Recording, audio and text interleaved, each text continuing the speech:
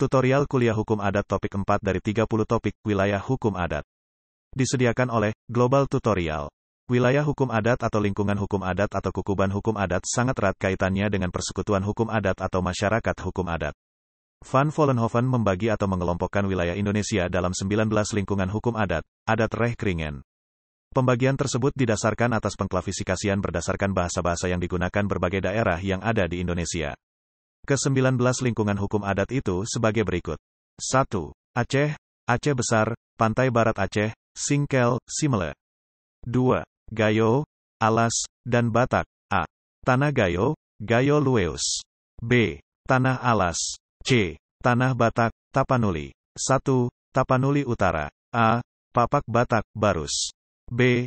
Karo Batak. C. Simalungun Batak. D. Toba Batak, Samosir, Balige, Laguboti, Lumban Julu. 2. Tapanuli Selatan. A. Padang Lawas, Tano Sepanjang. B. Angkola. C. Mandailing, Sayur Matinggi. 2. A. Nias, Nias Selatan. 3. Daerah Minangkabau, Padang, Agam, Tanah Datar, 50 Kota, Daerah Kampar, Kerinci. 4. Sumatera Selatan. A. Bengkulu, Renjang. B. Lampung, Abung, Peminggir, Pubian, Rebang, Gedong Tataan, Tulang Bawang. C. Palembang, Anak Lakitan, Jelmadaya, Kubu, Pasema, Semendo. 4. A. Enggano. 5. Daerah Melayu, Lingga Riau, Indragiri, Pantai Timur Sumatera Utara, orang-orang Banjar. 6. Bangka dan Belitung. 7. Kalimantan, Dayak, bagian barat Kalimantan, Kapuas Hulu, Kalimantan Tenggara, Mahakam Hulu, Pasi, Dayak Kenya, Dayak Klementen, Dayak Landak dan Tayan, Dayak Lawang, Lepo Alim, Lepo Timei, Longglat, Dayak Manyan Pantai, Dayak Mansiung, Dayak Ngaju, Dayak Otdanum, Dayak Penyabungpunan. 8. Minahasa, Manado. 9. Gorontalo, Bolaang Mongondo, Boalemo. 10. Daerah Tanah Toraja, Sulawesi bagian tengah, Toraja, orang Toraja berbahasa Bari, Toraja Barat, Sigi, Kaili, Tawaili, Toraja Sadan, Tumori, Tulainang, Kepulauan Banggai. 11. Sulawesi Selatan, orang Bugis, Bon, Laikang, Ponre, Mandar, Makassar, Selayar, Muna. 12. Kepulauan Ternate, Ternate, Tidore, Halmahera, Tobelo, Pulau Sula. 13. Maluku Ambon, Ambon, Banda, orang Uliaser, Saparua, Buru, Seram, Kepulauan Kai, Kepulauan Aru, Kisar.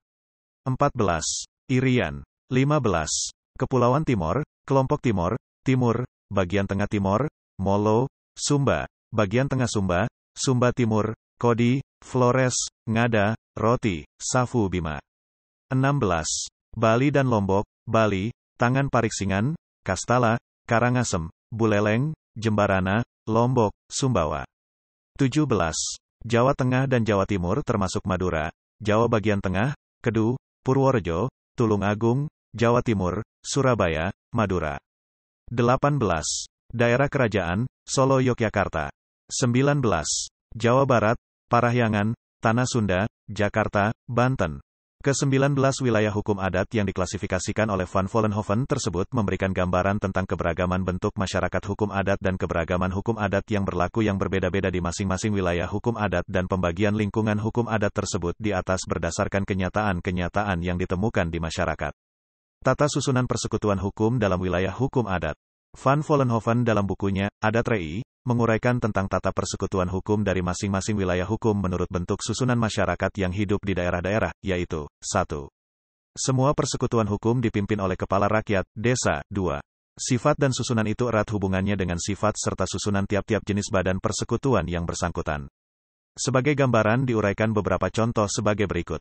Di daerah Tapanuli, persekutuan daerah tersebut disebut negeri, di sebelah selatan disebut kuria, sedangkan di Padang Lawas disebut luhas. Di tiap-tiap persekutuan daerah tersebut terdapat persekutuan hukum yang disebut huta. Yang menjadi kepala negeri, kuria, luhas dan kepala huta, seseorang dari marga asal, yaitu seorang keturunan seorang pembuka tanah dan pembuka huta di dalam daerah yang bersangkutan. Kepala Negeri Kuria, Luhas disebut Raja Panusunan. Marga-marga lain yang ikut bertempat tinggal di daerah tersebut atau di Huta, itu mempunyai seorang wakil di dalam pimpinan daerah dan pimpinan Huta, yang diambil dari marga rakyat masing-masing. Di daerah Minangkabau, persekutuan hukum disebut Nagari, yang terdiri atas famili-famili yang masing-masing dikepalai oleh penghulu andiko, laki-laki tertua dari Jurai, atau bagian famili yang tertua. Tiap Jurai, diketuai oleh orang tuanya sendiri yang bernama Mama Kepala Waris atau Tungganai. Famili-famili dalam suatu nagari masing-masing masuk klan yang lebih besar disebut suku. Tiap suku mempunyai nama sendiri-sendiri dan tersebar di seluruh daerah Minangkabau.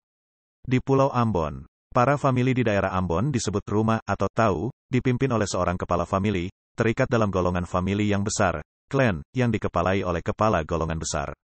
Beberapa klan terikat dalam perikatan yang lebih besar dipimpin oleh kepala klan yang disebut latu.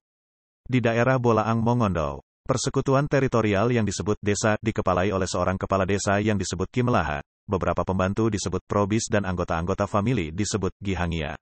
Di daerah Banten persekutuan teritorial, desa, terdiri atas beberapa ampian, atau kampung yang dikepalai oleh kokolot, atau tua-tua, dan kepala desa disebut jaro. Di samping perkembangan masyarakat yang begitu cepat, juga terjadi perubahan peraturan negara sehingga pembagian lingkungan hukum adat sebagaimana dikemukakan di atas sudah tidak sesuai lagi mengalami pergeseran atau perubahan-perubahan yang terjadi karena perpindahan penduduk dari desa ke kota, urbanisasi, terjadinya percampuran penduduk, karena perkawinan, yang kemudian menetap di wilayah yang berbeda dengan wilayah hukum adat asalnya. Banyak hal yang menjadikan perubahan-perubahan yang terjadi dalam masyarakat sehingga pembagian 19 lingkungan hukum adat tersebut sudah mengalami pergeseran.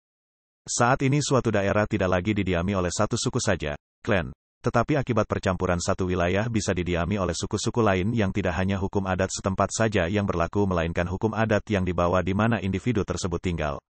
Di samping itu, pemberlakuan hukum nasional, hukum negara, memengaruhi berlakunya hukum adat di suatu lingkungan hukum adat, di mana perangkat-perangkat desa menyesuaikan diri dengan peraturan yang dibuat negara, antara lain Undang-Undang tentang Otonomi Daerah, sehingga secara berangsur wilayah atau lingkungan hukum adat yang diklasifikasikan oleh Van Vollenhoven di atas menjadi berkurang keberadaannya.